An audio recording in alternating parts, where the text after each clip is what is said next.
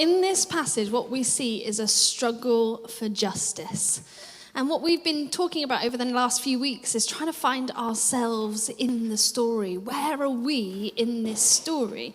Because yes, it's a story about what happened 2,000 years ago, but we can see ourselves in these stories if we look and if we ask God some questions.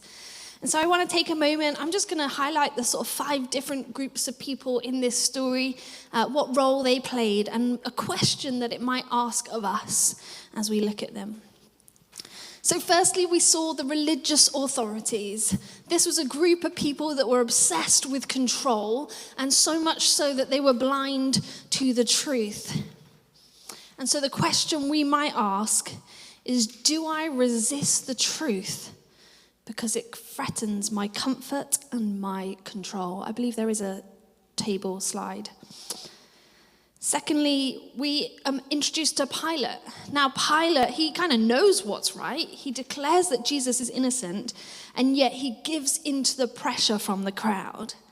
And so we might ask ourselves the question, do I stay silent when the truth is going to cost me? We meet the crowd. They're loud, they're emotional, they're easily swayed. So we might ask, do I let culture and fear shape my convictions? We meet Simon of Cyrene, and he is unexpectedly drawn into the story, and he carries the cross for Jesus. And so we might ask ourselves the questions, am I willing to step into injustice and serve, even when I didn't ask for it?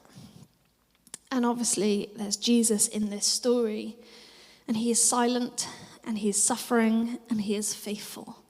And so we could ask ourselves, am I willing and learning to trust God when God is silent?